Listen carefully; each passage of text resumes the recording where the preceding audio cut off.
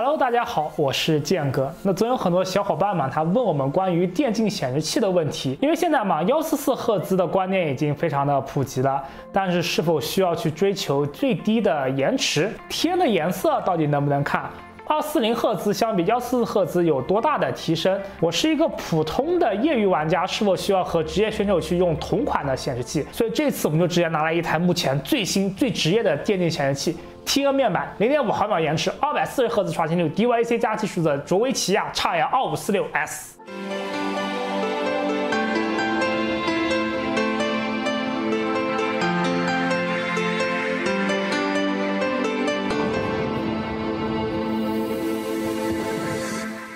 也是很巧，我们团队内有一个小伙伴是前 IPS 电竞的职业选手，所以这次希望能从发烧电竞玩家甚至职业选手的角度去看这个显示器。那希望这期显示器能回答你这4个问题：一、为什么 XL2546S 是一个1080P 的屏幕，它要卖到4000块钱？2、为什么职业的 IPS 选手会选择这类显示器？3、普通玩家是否需要240赫兹的显示器？4、常见的 IPS 游戏需要什么样的配置才能带得动240赫兹？首先，我们简单介绍一下卓威这个牌子。这个牌子是明基的一个子品牌。卓威在 IPS 职业圈里是非常火的，职业选手经常会选用他们的鼠标、显示器，甚至鼠标垫。但对于圈外人来说，这就有一些冷门了，主要还是产品定位的问题。就比如说罗技的电竞鼠标，翻来覆去呢就那几个型号，给人感觉呢就是万金油，普适性比较好。但是卓威的鼠标你看着都一样，但是分的却很细，又是分大小手，又是分对称非对称，你需要去一个个试去寻找最适合你的一款鼠标。这就代表了面向大众做普适和面向小众做专精这2种不同的产品方向。那回到显示器，目前显示器的大方向也是万金油，就是消费者希望一台显示器它既要有高分辨率 2K 入门，最好是 4K， 又要有出色的色域色准，能做 PS 专业修图，又希望显示器有高刷新率和低响应时间，还不能有明显的拖影啊，巴不得厂家能出一个 4K 240赫兹100%的 Dolby RGB 德塔 E 小1，响应时间还只有1毫秒的显示器，然后价格只要2000块。但是显示器发展到现在了，用途分的已经是越来越细了。几万块的专业修图显示器，它的色彩非常好，但是可能玩游戏的话体验很糟糕，反之亦然。所以很多人可能需要购买至少2块不同用途的显示器，于是就有了大小金刚这种 IPS 的电竞屏去平衡色彩和延迟，但是啥都会点就等于啥都差了点。那这次的 XL2546S 的专业，那就是 IPS 的电竞。从外观就能看出 XL2546S 就很有职业范。作为对比，我们还拿了台2000价位的 XL2430，旋转升降和屏幕角度调整都是基本要求。但可以发现，卓威的调节都是有刻度尺的，你甭管能不能用得着，就给人感觉很专业。侧面的 USB 接口上还设置了耳机和麦克风接口和耳机支架，不过这个麦克风接口需要自己再买个线再连到主机上啊，显示器里并没有送。另外可以很明显的看出 XL2546S 的2侧是有遮光罩的，这是为了防止反光，更专注于屏幕。那相对便宜些的 XL2430 就没有。另外 XL2430 的 OSD 按钮在侧面，而 XL2546S 在底部。当然2个显示器都带了一个 S Switch， 这是卓威的一个比较有特色的地方，它是可以直接当 OSD 按钮使用的。虽然上手有一些难度，但是用习惯以后还是非常的方便的。滚轮滑动起来调对比度之类的效率很高。它另一个重要作用就是可以保存你设置的游戏画面参数，并且可以移到同型号的其他显示器上。注意，要同型号才可以。然后仔细看，这2个 S Switch 的按钮是不一样的，也就代表了不兼容不同型号的设置同步。所以整个的外观 XL2546S 就给人感觉也非常的电竞，那种纯粹的电竞，而不是那种花里胡哨的杀马特 RGB 伪电竞。完了，还是看一下显示器的核心，也就是面板。这是为什么这个显示器会卖到4000加的关键。XL2546S 可以看作是 XL546的升级版，保留了240的刷新率，但把响应时间从1毫秒降低到0.5毫秒，并且把 DYAC 技术升级到了 DYAC 加。但是这里要注意2点，一方面是现在不同厂家宣传的响应时间，它的计算标准并不一样。这个数值我个人认为还是仅供参考，实际意义不是很大，还是要以玩家的实际游戏体验为主。另一方面就是 DYAC 加技术了，这个大概就是通过背光的关闭和开启去模拟 CRT 的显示器，因为 CRT 是利用电子光束扫描来成像的，因此动态影像中的移动物件就不会有上个动作残留下来的模糊影像，而液晶由于还是不够快，就会留下残影。那工程师就想出这个聪明的办法，比如说这个显示数字1和2，在1和2来回切换的瞬间，就把这个有残影的画面，把它背光给关掉，这样你就看不见有残影的画面了。那这里在游戏中就是压枪，你在打枪的时候枪肯定会有一个抖动的过程，就会产生残影。由于人的视觉残留，就很有可能把这个有残影的枪当成了实际的枪，就导致你打歪了。而 DYC 加就很好的改善了这一问题。我们先来看一下 UFO 测试。在开启了 DYC 加的前后 ，UFO 的拖影是有着改善的。我们再看一段吃鸡的游戏实拍，能很明显的看到开启前后画面的改变。那这个技术对于高玩和职业玩家是非常有用的，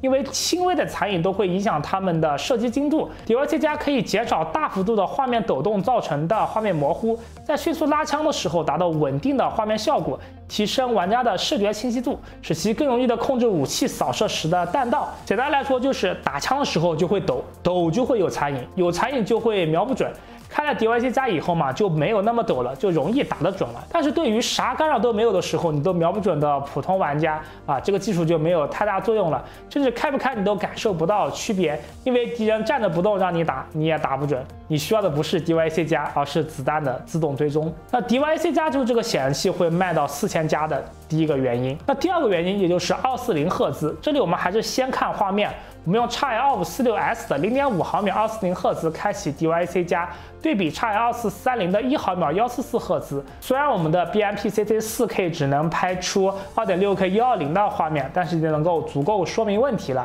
再看一段游戏的实际画面，下面我们来看看240赫兹 0.5毫秒对比144赫兹1毫秒，可以看到240赫兹 0.5毫秒的屏幕会更加的顺滑，而且可以更快的做出反应，在游戏中快人1秒。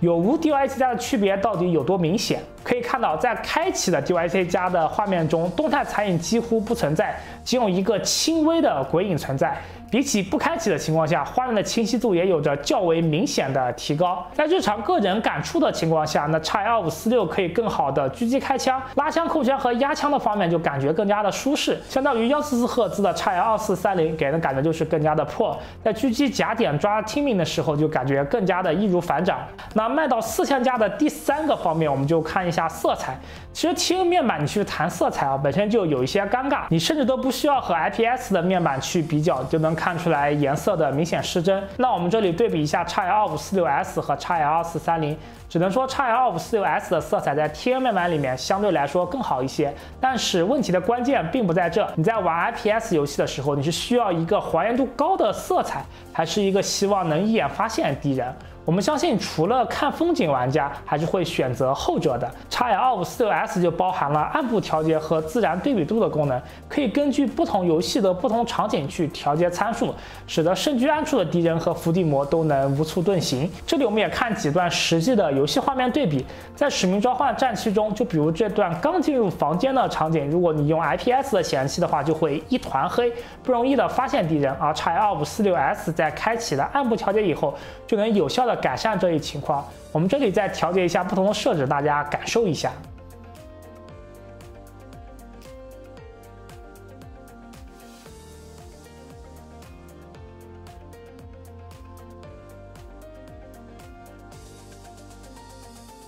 再比如说这段吃鸡的画面，远处有一个车，当我们调节对比度以后嘛，车的颜色就相比环境更容易发现。再比如说草丛伏地魔，我们再对比一下，虽然开启后草的颜色看起来有一些怪，但更容易区分草和敌人的颜色了。这就回到一开始的问题，你玩 FPS 游戏是希望看到更好的色彩，还是更容易的发现敌人？那卓威官方就公布了很多职业选手在不同的游戏里不同场景的设置，甚至吃鸡萨诺、沙漠、雪地等不同场景都会有不同的设置。你可以存在 S-Switch 里面，在进入游戏的时候快速切换。对于普通玩家来说，直接使用这些参数还是十分方便的。接着我们来回答第二个问题，那为什么职业的 FPS 选手会去选择卓威多？根据 ProSetting.net 网站截至2019年年底的统计，CSGO 的职业选手选择卓威显示器的比例达到了87%。那吃鸡选手选择也有49%的比重。网站统计的 CSGO 显示器的 Top 5中前3分别为 XL2546、XL2540和 XL2411。当然，实际问过一些国内的职业选手，当然很多回答就是因为大家都在用呀，于是也就跟着用了。那很多时候嘛，我们去谈科技产品，并不是技术先进、工艺最新的产品就一定能获得消费者的认可，否则做产品就不用讲这么多用户设计的，直接参数堆的最牛逼就可以了。那现在的很多电竞显示器嘛，总把堆参数放在第一位啊，这显示器多少刷新率啊，多少延迟啊，甚至色彩数据看的都能去干专业的修图显示器了，然后再去加一些 RGB。你说一个240赫兹的显示器去整 RGB 有什么意义？去强调色彩准有什么意义？去强调线缆能隐藏？再回来看看 XL546S 的设计，遮光板 S Switch 对暗部和对比度的调节，这些才是选手真正看重的地方。我甚至觉得卓威的这个握手设计就比什么 RGB 管用太多了。因为职业选手的显示器会经常的移动，卓威在2010年推出第一台显示器 XL2410T 的时候嘛，